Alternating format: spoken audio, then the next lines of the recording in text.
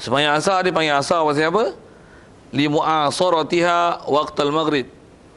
Kerana mu'asarah, antara makna diterjemah tu menyertai waktu ghurub. Pasal asara, asar, antara makna asara masa, terjemah mudah. Dia asara yu'asiru, ada istilah berbalas-balas. Asara yu'asiru mu'asaratan. Itu asal makna asal asara. Dan faham asara juga, dia ada menunjukkan refleks. Maksudnya bila asar akan ada maghrib. Dan maghrib tentulah hasil daripada refleks asar. Tu asara yu'asiru mu'asarah. Cuma kita kadang-kadang lugah yang kita sedia hafal mu'asarah semasa. Ni fatwa al-mu'asarah. Kita faham mu'asarah maknanya tu semasa Istilah mula macam mana pun ambil bahasa sikit.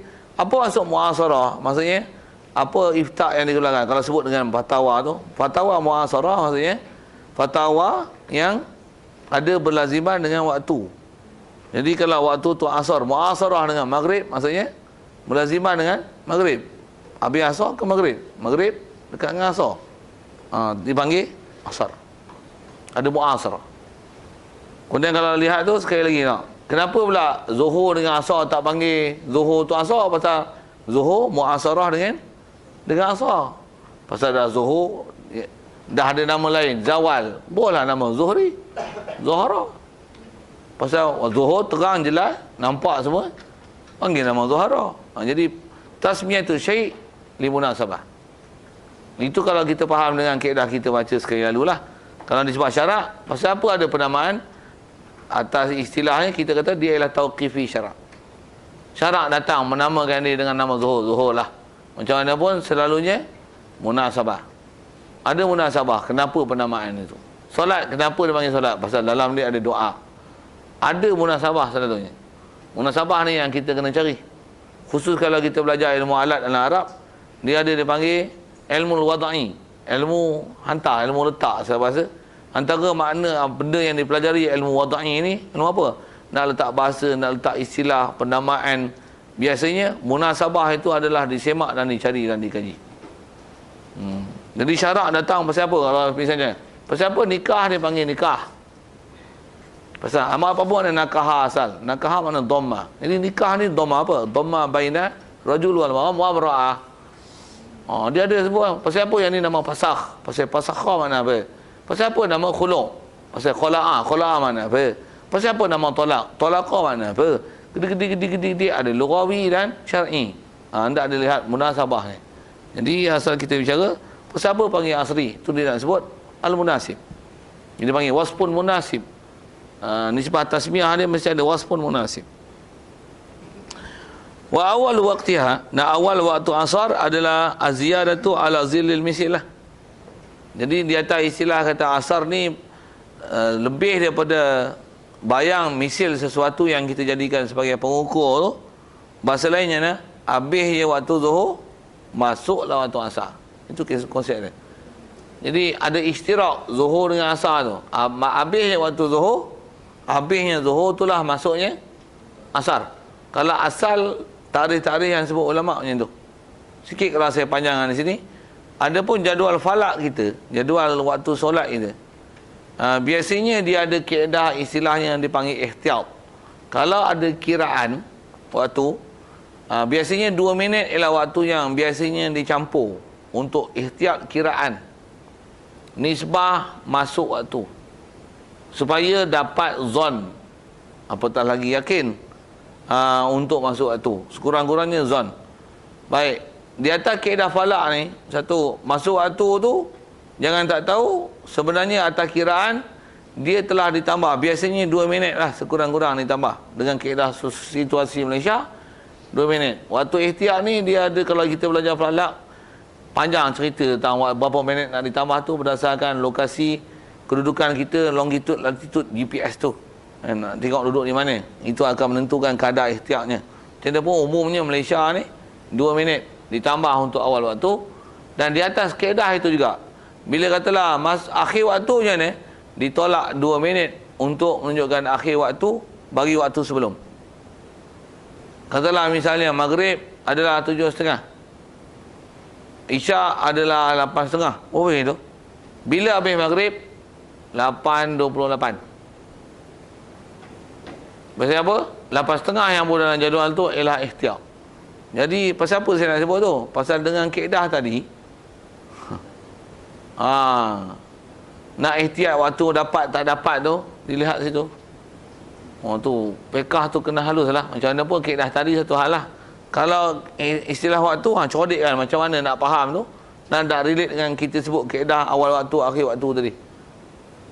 Dengan yang waqi' nafsil amri, dengan waktu ihtiyat mengikut kaedah falak, kaedah kiraan waktu jadual yang ada. Itu ada masalah tanya kat saya. Kalau tak ada maksud saya biarkan, saya percaya boleh selesai hari. Kalau faham apa saya sebut ni.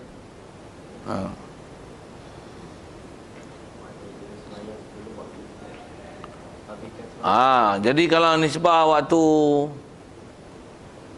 Allahumma salli, katalah zuhur, asar 4.30, pastikan asar jangan, kalau katalah SOP dia, standard operation procedure dia katalah 5 minit, jangan hanya baru sembahyang apabila 4.25, tapi kena 4.23.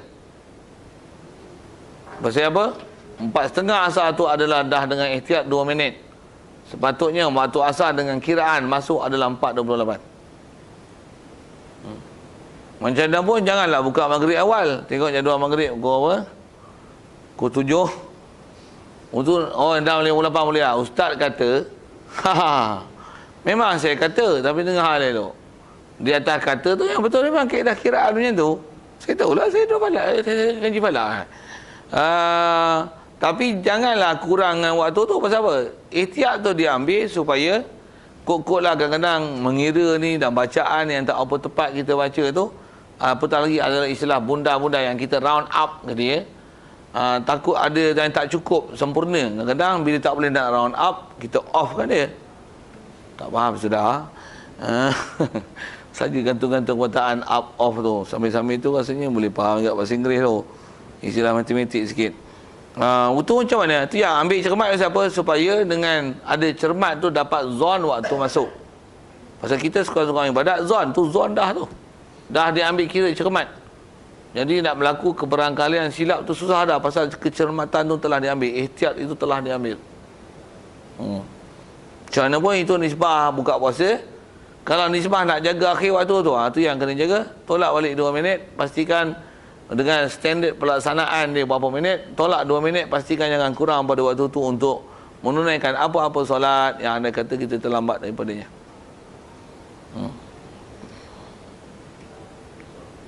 Ada soal? Boleh? Pasal dia berkaitan dengan bab tu. Saya kena cerita macam tu lah. Bab ni sikit lagi kalau sebut. Saya ngaji dulu pun, saya tak pernah ngaji. Kalau nisbah baca kitab lah, Tok Guru baca kitab mereka macam mana saya cerita kat tuan-tuan ni. Sekarang ni kita dah ada takbir kan. Okey. Contoh sekarang kita tak buat amal dengan takbir. Okey. Pakai bayang-bayang. Pakai bayang-bayang saja. Betul? Kira kita lebih yakin dengan bayang-bayang tu daripada takbir tu. Takwin tu. Betul? Kita guna je lah bayang-bayang. Ngaji tak pernah ngaji? Ngaji lah tu kiranya. Ngaji lah tu? Kiranya. Saya sebut tu pasal bukan senang hari-hari nak menengok bayang. Saya sebut tu saya buat dah tu. Masa saya belajar dulu adalah cita-cita di hati dia. Aku tak payah tengok jadual falak lah. Tak payah tengok jadual waktu yang majlis agama buat lah. Aku boleh kira sendiri lah. Adalah itu. Kira buat jadual sendiri. Rasa tengok-tengok baru sekat jalan. Ranyah juga buat kerja ni rupanya. Memang renyah nak menyiapkan satu-satu tu. Makan masa. Pula tu dia kena research yang mendalam. Pula tu kalau nisbah alat yang kita pakai mesti dengan kata ketelitian dan ketekunan, menggunakan alat dengan sangat cermat. Pasal kesilapan sikit menyebabkan ralatnya bacaan lah. Pasal dia sangat sensitif. Bayangkan kita nak ukur matahari yang jarak jauh. Bila jarak jauh ni kita lari tau, katalah kita ukur kenaikan matahari, kita lari sikit je bacaan lari dah. Kalau tuan-tuan ada smartphone lagi lah. Ada software yang Compass itu. Tuan-tuan boleh macam ni lah. Tengok ni, tuan-tuan boleh baca bacaan dia pergi skrin ni. Dia hubung connect yang kamera sekali. Dan dia ada Compass tu. Pusing ni dia boleh sebut. Bearing berapa, utara, selatan, barat, timur. Dia bagi bacaan tau. Bacaan kiri, kanan, timur, barat tu. Dan berapa kenaikan altitude matahari. Maksudnya kalau matahari macam ni, kita tengok matahari, kita boleh baca dah berapa matahari yang tinggal dah dengan tengok macam ni. Mata ni untuk menunjukkan bearing handset ni. Mata. Berapa ketinggian tu, dia bagi bacaan tu. Macam protektor. Pegang ni tuan-tuan boleh baca protektor.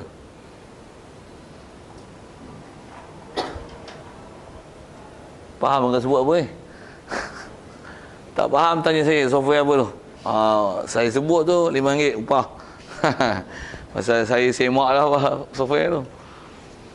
Apa cerita? Cerita macam tu lah. Jadi kalau kata memang ada ilmu di situ untuk beramal dengan bayang, baguslah kan. Tapi kata bukan senang. Kalau kata nak buat tu sendiri punya kiraan, takut tu lah. Bandinglah tengok apa yang telah orang buat. Dan saya kalau nisbah saya sendiri, saya dah buat. Dan tu dah kata, renyah nak buat. Kadang kita tengok kita lebih, dia kurang. Dia kurang, kita lebih. Pula tu dia cara kiraan. Kita menggunakan cara alat. Itu yang antara penyebab-penyebab pembeza tu.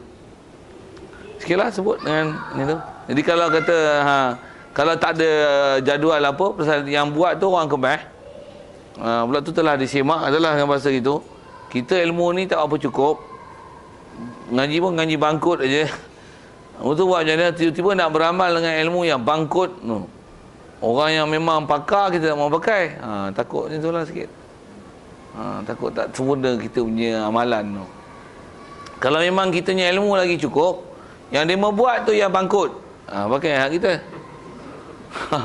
Cuma takut ilmu kita lah bangkut pasal kita ngaji tak habis. Ngaji tak habis, tak pernah ngaji pun khusus sebab tu. Baru hari ni dengar, nak buat macam Rasulullah boleh mengukur keupayaan setahun.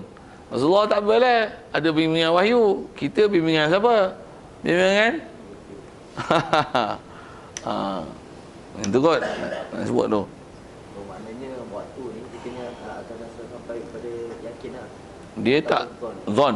Dia apa-apa pun situ zon lah. Yakin ni memang tengok dengan mata kepala tu yakin lah. Dengan ilmu dan tengok dengan mata kepala. Pasal tengok mata kepala pun ilmu tak ada, tak boleh tak? Ni aku tengok ni gelincir. Padahal gelincir pun dia tak tahu nak nilai macam ni. Tengok kalau saya sebut dia, at least macam saya sebut ni.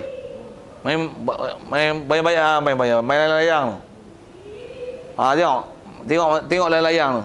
Dia ada atas, dia ada telaju dia. Sekarang tengok layang tu macam ni.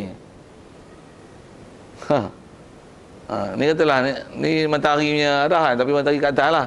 Bayang-bayang. Sampai sini. Sampai lepas matahari ni, bayang-bayang layang kan macam tu. Tengok dia dah tak arah ni, tapi dia arah sini. Itu adalah kaedah nak mengenal zawal.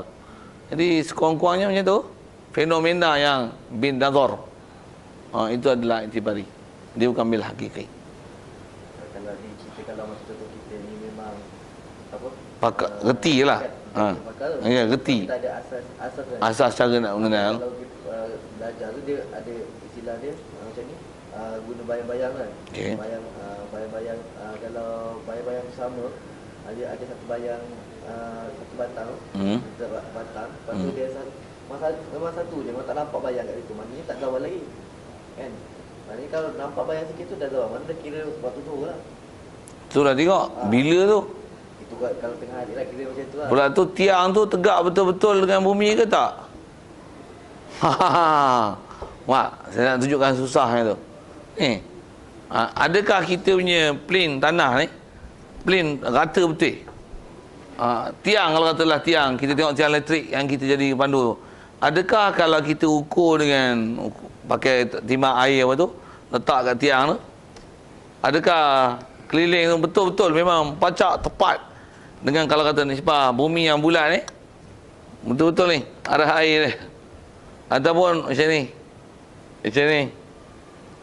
bila dia sengit sikit, dia akan pengaruhi bayang dan bacaan. Kena sangat teliti dan cermat. Nisbah, semua perkara.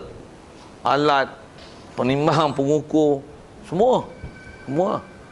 Satu, dia nak praktikal tu, dia bukan nak kata susah tu, memang susah, tapi dia kena sangat cermat dan teliti. Kecuaian kita dalam mengambil kira apa yang sepatutnya dipandang dan dilihat bakal menyebabkan berlaku kesilapan pada hasil kiraan dan pemerhatian. Ada lagi soal? Cuma sekali lagi saya sebut, baca bab ni dia macam tu lah sikit. Kalau saya memang duduk tempat tu, saya memang tahu nak cerita satu tu. Orang yang nak menunggu jawapan je lah, panjang bab ni, jalan terus katanya. Saya boleh baca je terus tu, saya boleh. Okey, tak ada terus. Wal asru khamsatu awqat. Kata dia asar ada 5 waktu, ahaduha dipanggil waktul fadilah. Yang ni kita lama memang ada bincang bab ni. Kita lah ni tak ramai lah orang tahu bab ni. Bahkan kalau saya berani kata tambah budak-budak lah ni punya pengajian tak pernah dengar waktu ni. Waktu fadilah, waktu ikhtiar. Zaman saya sekolah kebangsaan ada lagi. Zaman saya.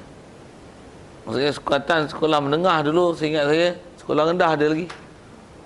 Ustaz ada sekolah kebangsaan. Dia tulis waktu fadilah, waktu ikhtiar, asar ada beberapa waktu, maghrib ada beberapa waktu, subuh ada beberapa waktu. Ada waktu dipanggil waktu darurah nak disebut. Kitab yang memang pakai dulu pun kitab ni Oyah Takrib lah. Kalau dulu Sukatan Kebangsaan dalam Sukatan Sekolah Kebangsaan Malaysia punya. Jadi awal tu fi'liha wa huwa, kata dia waktul fadilah adalah fi'luha awal waktu, buat solat pada awal waktu. Disebut macam tu je. Kemudian wasani ialah waktu ikhtiar. Waktu ikhtiar ni wa asyara lahu biqaulihi. Dan waktu ikhtiar yang apa? Wa akhiruhu, akhirnya kalau asar domeh itu akhir asar adalah fil ikhtiar, pada waktu ikhtiar ila zillil mislain, kepada zil mislain, bayang seumpama. Istilah waktu ikhtiar ni daripada awal waktu sampailah ke hujung waktu lah. Tu panggil waktu ikhtiar. Waktu ikhtiar ni waktu muasak tu lah. Okey. Wasalisu habis. Disebut macam tu je. Jadi waktu ikhtiar, waktu pilih. Bila ikhtiar tu, asal mana ikhtiar tu? Ikhtiar apa? Bila-bila boleh sembahyang. Jadi ikhtiar mukhtar. Waktu tu boleh dipilih mana-mana waktu sembahyang untuk dia sembahyang. Ikhtiar lah. Kalau dah sampai tahap tak dan nak selesaikan yang ikut SOP tadi, Standard Operation Procedure tu macam mana? Yang tu tak panggil ikhtiar lah, tu waktu darurah, waktu haram. Baik. Wasalisu waktu jawaz. Dia panggil jawaz pula. Wa asyara biqauli, jawaz ni bila? Wa fil jawaz ila ghurubi syams. Jawaz ni sehingga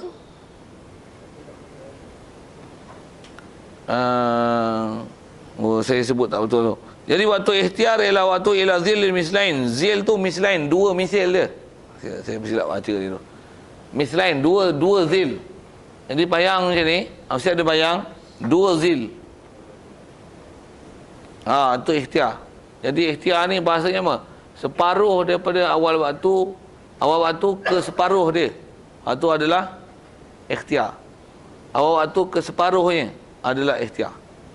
Zil. Kalau contoh bayang kayu tu 1 meter, dia punya bayang tu 2 meter. Ya. Itu zil misalnya. Jawaz ila asana atas nama jawaz tu ila ghurubus syams, sehingga waktu terbenam matahari. Ni ke waktu asar ni. Wa rabi' ila waktu jawaz bila karaha. Ada istilah jawaz bila karaha, wa huwa kira min masiri zilil syams, masiru min masiri zilil mislain, daripada waktu masir jadilah zil mislain, bayang tu dua misil dia, ilal ispirar, hinggalah kepada kekuningan matahari. Ispirar syam atau ispirar di sama, kuning langit. Kan waktu nak terbenam, sebelum nak terbenam tu dia jadi waktu macam nak senja tu. Tapi bukan kuning senja, kuning sebelum nak senja. Kalau sampai ispirar tu, waktu dipanggil waktu jawaz. Jawaz sampai waktu tu. Tapi masih dan sembahyang dalam waktu lah. Waktu jawaz. Wal khamis waktu tahrim atau waktu haram. Waktu haram. Wahwa waktu tahrim ni takhirus solat ila an yabqa min al-waqti ma la yasi'uha. Takhirkan waktu solat hingga kepada tak kekal, tak tinggal daripada waktu, tak tinggal ma la yasi'uha. Barang zaman yang tak meluasi ia, ma itu zaman itu, ha solat. Yang tu yang kita bincang waktu tadi tu kan. Ikut standard operation procedure dia berapa minit tu. Sampai tak dan dah. Waktu tak dan tu, waktu dia panggil waktu haram. Tapi bukanlah maksudnya haram sembahyang waktu tu. Tapi tangguhkan masa sembahyang asar. Kalau contoh ke asar kita ni, katalah waktu maghrib pukul 7, 6.56, 6.57, 3 minit lagi masa maghrib. Memang tak boleh buatnya 4 rakaat. Menangguhkan sembahyang sampai waktu itu adalah waktu haram. Haram apa? Waktu tu haram. Menangguhkan tu pasal tak itisak kan. Pasal dia istilah dah jadi waktu sempit. Nak buat laksanakan dalam jangka masa tersebut. Hak tu yang haram. Bukan maksudnya waktu haram ni tak boleh sembahyang dah, haram dah. Siapa? Tak dan dah nak sembahyang dalam waktu. Haram dah masa ni. Ada juga saya pengalaman dengan Johor, ada orang faham itu. Maknanya kita kena cakap sah solat tapi menangguhkan sampai ketika itu adalah haram. Pasal waktu yang tak luas tu istilahnya waktu haram. Istilah waktu haram ni maksudnya waktu haram tu bukan haram sembahyang tu. Haram orang yang buat tu. Dia yang haramnya. Berdosa tu kat dia pasal dia telah menangguhkan solat sampai tak celuh untuk sembahyang tu disembayangkan dalam waktunya. Tu waktu haram. Sah solat tapi berdosa pasal dia telah menangguhkan solat sehingga tak meluasi waktu yang sepatutnya diisi dalam waktu yang sepatutnya. Sah solat, bukan saja sah, tambah sikit lagi ayat, bukan saja sah, bahkan wajib solat. Wajib solat dalam keadaan haram berdosa pasal apa? Menangguhkan pelaksanaan sehingga waktu darurah, waktu haram.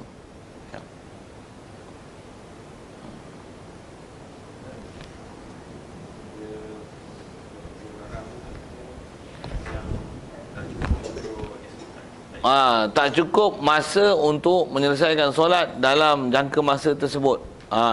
Itu haram. Pasal ada beza kan, sembahyang subuh 2, ni 4, ni 3. Jadi masa tu akan jadi kurang beza mengikut SOP tu lah. Saja nak guna SOP tu. Bukan SOAP SOP. Sajalah guna dekat-dekat SOP. SOP tu tak ada SOP pun. Bukan SOAP, SOP. Standard Operation Procedure. Okey. Maknanya semua waktu pun ada lah, waktu 5 waktu ni. Itulah. Dia tak juga kalau ikut penitilan tu tak juga. Pasal ada waktu yang tak ada nak jadi 5. Jam maghrib tak ada 5. Saya ingat saya. Kepatuhan ayat antara kitab yang ada menjelaskan satu-satu lah. Cuma saya tak ingat dobit waktu ni. Pasal tak apa nak peduli ingat tentang waktu tu. Ada berapa. Lagipun kalau nisbah kita memang jaga waktu ni. Waktu-waktu tu kadang kita tak apa nak peduli lah. Mana waktu haram, mana waktu ikhtiar. Yang ni waktu jawaz. Lagipun nisbah pelaksanaan tu macam tak apa muhim lah. Macam mana pun dia nauk ilmu. Ini satu nauk ilmu. Cuma kalau nisbah saya sendiri, saya tak mahir kan untuk mengenal satu-satu tu macam mana. Buat tak apa peduli pun. Orang pun tak apa nak bahas dah. Cerita pun orang tak apa nak dengar. Macam mana pun dah atas kaedah kita lalu kitab kan. Tu yang lalu kitab ni kita tak memilih apa yang ada dalam tu yang kita punya pengetahuan kaya. Mai qona pun semua aku reti. Saya aku baca, aku ngaji. Ya. Waktu syuruk tu kira waktu karaha. Macam dalam jadual sembahyang. Ya. Dia ada bagi tahu waktu syuruk. Ya. Waktu kan kalau kita belajar fiqahnya, waktu terbit matahari itu ialah antara waktu yang diharamkan solat. Ada kitab sebut dengan waktu yang dimakruhkan solat sebagai makruh tahrim. Ada kitab sebut dengan waktu haram sembahyang. Kita rasanya masyhur dengan waktu haram sembahyang. Haram sembahyang selepas ada asar, haram sembahyang lepas pada subuh, haram sembahyang waktu terbit matahari, haram sembahyang waktu matahari rembang selain pada Mekah. Kan ada kita belajar fiqh gitu. Jadi kalau atas kata haram sembahyang waktu syuruk tu, betul lah waktu tu larangan. Cuma atas kata waktu ni kalau di sebab waktu tu kalau saya jawab lah tu kan. Cuma kalau saya sambungkan sikit ni, ada ke solat syuruk? Solat isyraq. Ada tak? Pasal tu kena perlu Memang ada dalam fiqah pun kalau ikut ada bincang tu. Macam mana pun ada khilaf ulama, adakah nak mengatakan syuruk ni adakah dia duha ataupun tak duha. Adakah dia ba'd duha ataupun dia mustaqil, berasing pada duha. Kalau kata dia daripada duha, syuruk huwa duha. Kalau yang membezakan dia, syuruk, duha. Macam mana pun nak cerita sikit tentang pelaksanaan. Bila nak sembahyang syuruk ni? Jangan sembahyang. Tani silap. Orang tak ngaji fiqh betul, tentu dia kepala otak tergedot tu. Tergedot. Bahasa kampung lekat jugalah. Kepala otak terpeot tu. Tak mana terpeot? Dia tengok jadual, syuruk 7.25. Betul? 7.26. Allah Akbar. Aku sembahyang sunat syuruk, sunat isyraq. Kerana Allah Ta'ala sesat. Salah. Itu bukan waktu syuruk. Bukan waktu solat syuruk. Itu waktu syuruk. Tapi bukan waktu solat syuruk. Waktu solat syuruk bila? Waktu solat syuruk adalah waktu duha. Atas yang kata syuruk lain, duha lain. Waktu syuruk, sembahyang syuruk, tetap waktu dia adalah waktu duha. Pasal waktu duha itulah. Waktu duha tu, waktu mula duha tu adalah waktu yang baru boleh sembahyang apa-apa sembahyang, khususnya duha. Begitu juga apa-apa sembahyang sunat mutlak boleh.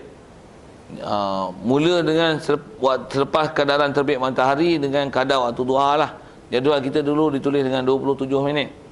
Ada jadual negeri lain ditulis 28 minit. Ada 26 minit. Kita punya jadual ni tak silapnya ditulis 30 minit. Ni kan. Jadi nisbah 30 minit lepas terbit matahari masuklah waktu duha. Lepas 30 minit itulah untuk solat syuruk, solat isyraq. Bukan tengok syuruk pukul 7.30. Lepas tu 7.30, 7.21 sembahyang sunat isyraq. Itu sembahyang sunat wadah. Tak betul tu, salah faham tu. Mana syuruk ni, solat syuruk dengan duha sama lah. Itulah waktunya sama.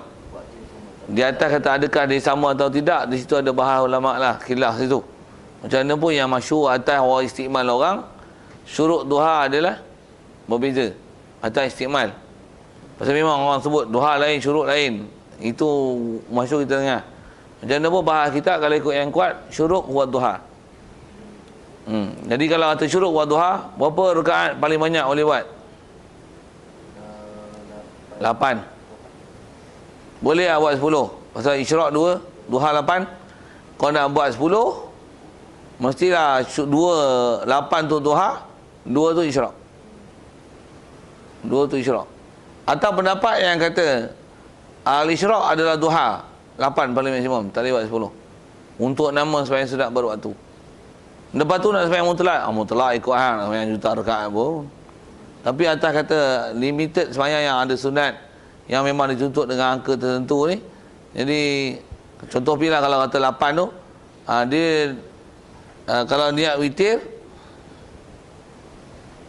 kalau dia niat duha, witir lah. Kalau dia niat duha tu 8 lah. Kalau dia niat yang 2 rakaat tu adalah isyraq, yang tu dah isyraq, jadi duha lain 8, 10. Itu kita hukum tu nisbah ulama dulu yang memang rajin ibadat tau. Kita kata gini, duha paling banyak apa? 2. Jawab siap dah. Alamak. Saya tanya betul-betul dia orang jawab dia memang siap dah. Paling banyak 8. Tapi yang dia buat apa? 2 tu pun betul ke tu? Ke tak ada? Tak ada pun. Kalau ada bagus. Jangan kata nak buat 2 satu hal. Ada tak yang buat 8? Menyongen aje lah. Tambah nak buat 10. Lagilah menyongen besar yuk. Mula keluar yuk dah. Okey, siap.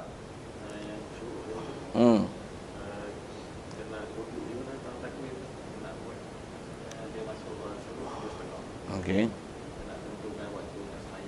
Waktu duha syuruk tu tengok jadual, setengah jam lepas. Kalau bahasa bunda pun pada jam yang hampir setengah jam lah. Setengah jam selepas syuruk, waktu syuruk. Tengok waktu syuruk dalam jadual, setengah jam lepas tu barulah masuk waktu sembahyang syuruk. Mana sunat isyraq. Bukan tengok syuruk pukul 7.30, bantai 7.31 syuruk. Tak betul. Pasal itu termasuk masih lagi dalam sepadan waktu-waktu yang diharamkan solat. Jadi kita kata ni bukan waktu haram, pasal bukan sembahyang sunat mutlak. Ni sembahyang sunat syuruk. Sembahyang sunat syuruk walaupun nama dia syuruk isyraq, tapi bukan sembahyang waktu syuruk. Sembahyang dia ialah waktu-waktu yang diizinkan sembahyang, yang matahari segala. Istilah kita je yang qadhu rumhin, kadar rumuh, kadar lembing tu, kadar galah tu kita sebut bahasa Melayu. Yang disukat dengan kaedah falak adalah setengah jam lepas pada terbit matahari. Itulah waktu untuk boleh sembahyang isyraq. Jadi walaupun nama sembahyang isyraq sembahyang syuruk, tapi dia bukan pelaksanaan pada waktu syuruk yang hakiki, tapi dia ialah sembahyang pada waktu yang dibenarkan untuk sembahyang, itulah waktu duha. Maksudnya setengah jam tu waktu ihtiyat juga. Ihtiyat atas minit yang hampir lah, bukan waktu ihtiyat. Maksudnya dia ada kaedah kira dia berapa degree, tak silapnya 17 degree daripada matahari naik kaki langit, 17 darjah.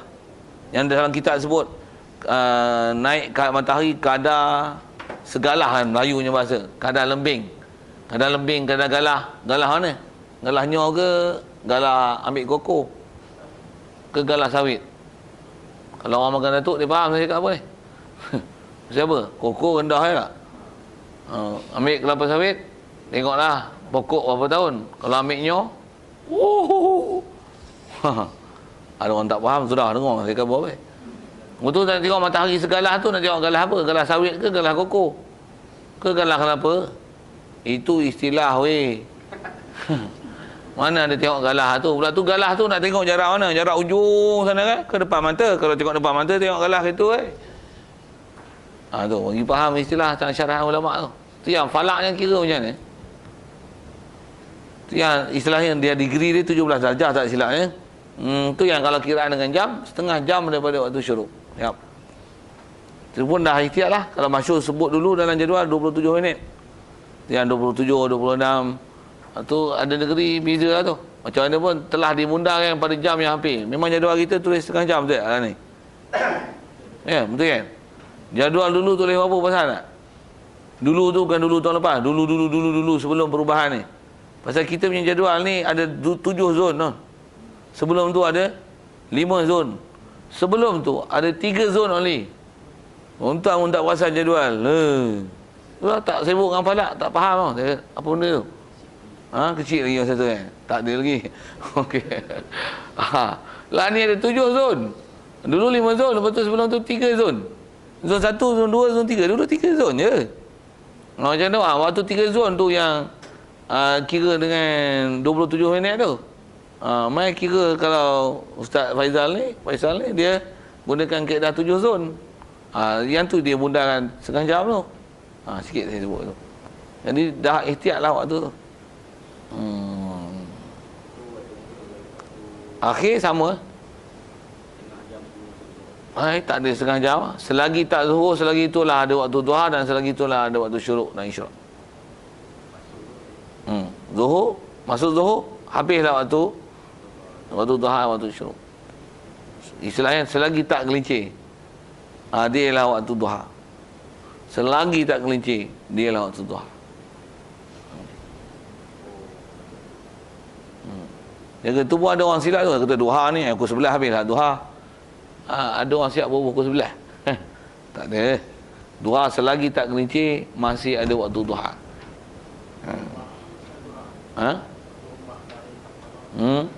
Tak.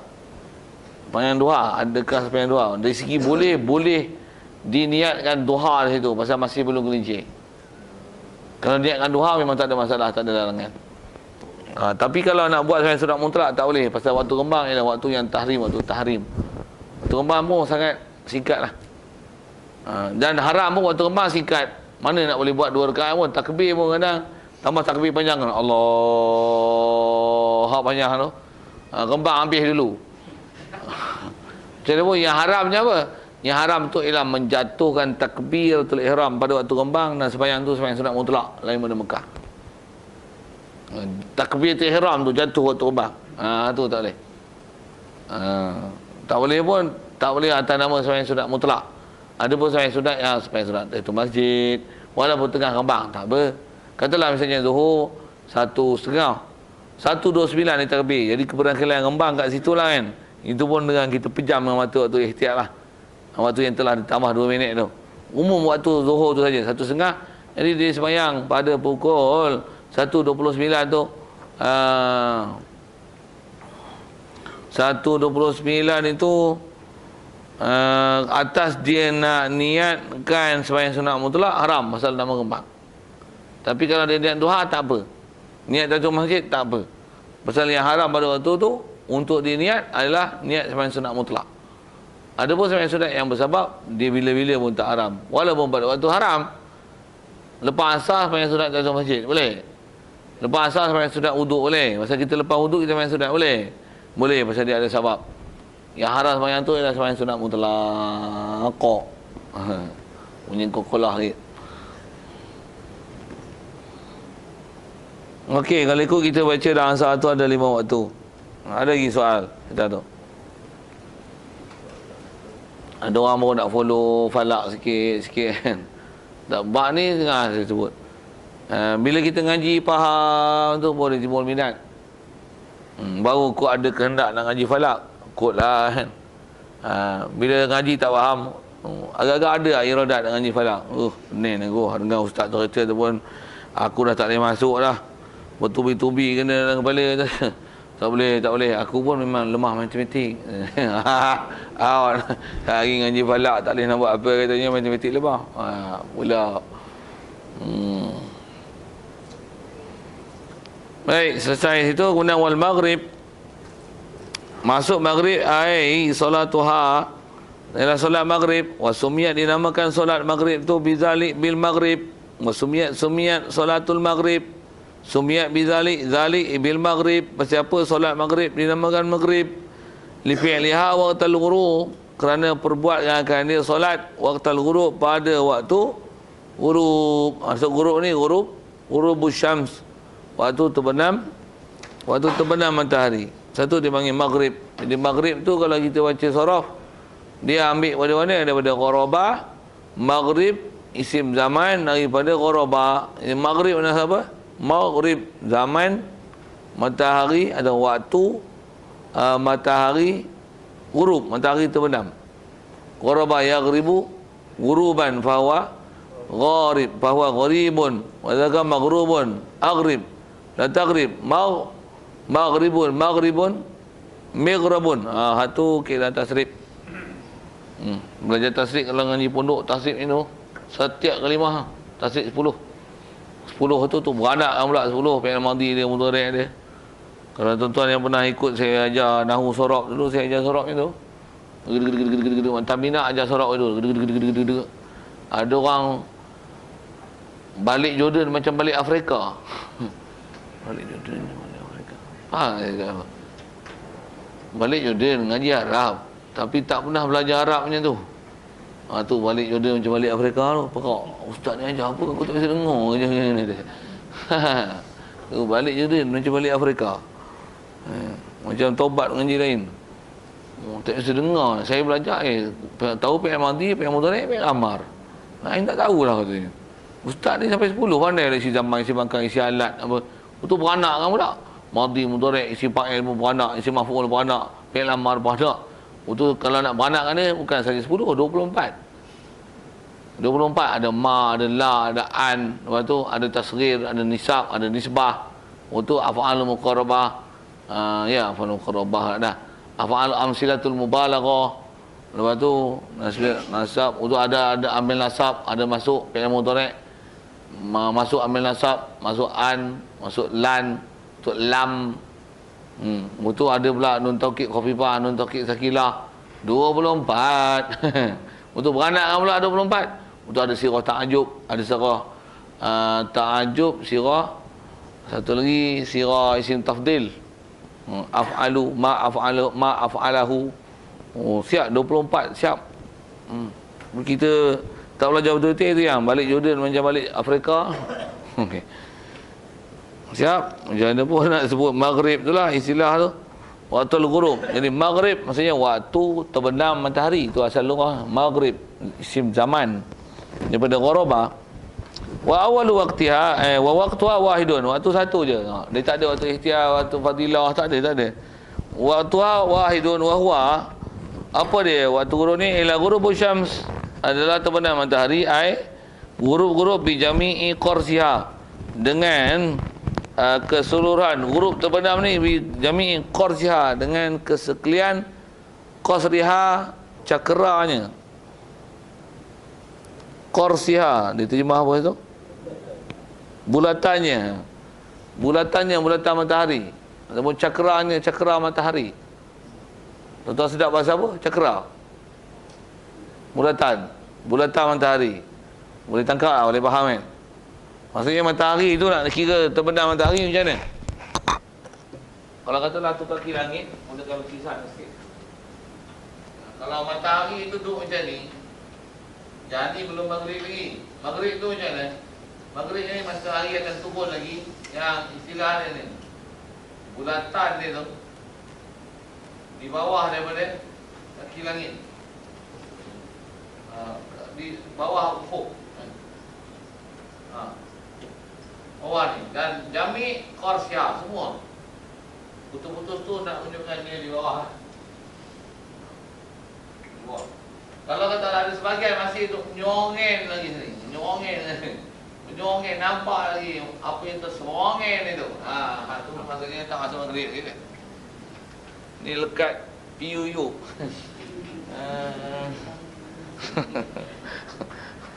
Dulu rapat kan Ustaz dia tu. Tengok-tengok masuk TV PUU. Wah. Cakap perak pula dia. Lekat teman perak ni. Ayuh, moh kita kata dia. Lomba-lomba buat kebajikan. Belum kita lomba-lomba ngaji falak kata. Itu saya punya ayat tu. Okey. Nyami tu kita yuk tu. Esok ada pula Ustaz Piu Yung. Dah Yung lah. Ada air soya pun yang buat kat botol ke. Yuk dengan Yung kan. Yuk dengan Yung. Perak ni Yuk dengan Yung. Sehari masuk pula Ustaz Banjar Serang. Apa? Utoh kan. Banjar panggil apa? Utoh dengan apa? Tak? Memanglah utoh Banjar dia lah. Bila utoh ni orang lelaki. Perempuannya panggil apa? Tak ada Banjar ni. Banjar pun tak apa nak mengaku. Luruh tak tahu. Okey. Jawa panggil apa pula? Jawa pula lah. Jadi lurat. Apa cerita ni? Yang ni kalau masuk pencetus rumah tu, dia kata apa dia mahu cerita ni? Soalan 1 minit pula jawab semua bahasa. Okey, waktuha wahidun. Wa huwa kata dia ghurubus syams. Wa huwa maghrib ni ila ghurubus syams. Bi jami'i qarziha wala yadurru baqa'u syu'a'in ba'dahu. Dan kata dia tak jadi mudarat dengan nak masuknya maghrib ni, baqa'u syu'a'in, dengan masih kekal syu'a', cahaya matahari, ba'da ghurub, cahaya matahari masih kekal, tak masalah untuk menyebabkan masuknya maghrib.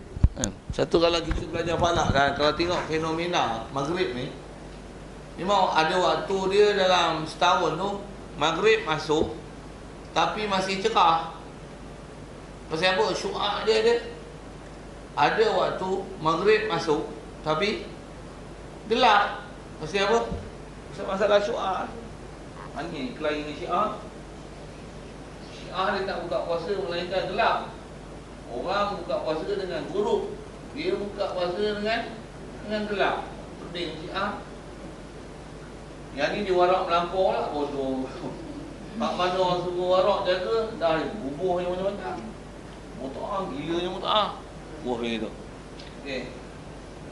Jadi bila matahari terbenam macam ni, sudah tentu yang matahari masih tersinar dan terpancar lah situ kan. Kalau kata pula ada awan ke apa ke, there's clouds there, you can still see the syu'a'. Istilah syu'a' ni, syu'a' ni memang ada colour semua tu. Lagi lah macam-macam colour lah. Jadi syu'a tu tak menjadi mudarat untuk menunjukkan ghurub. Isyarat pada hadis memang disebut idza gharabati syams aftir, buka puasa. Bila gharabati syams.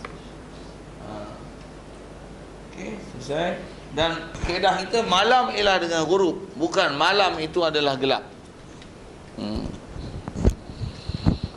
Kelahi dengan Syiah tuan-tuan.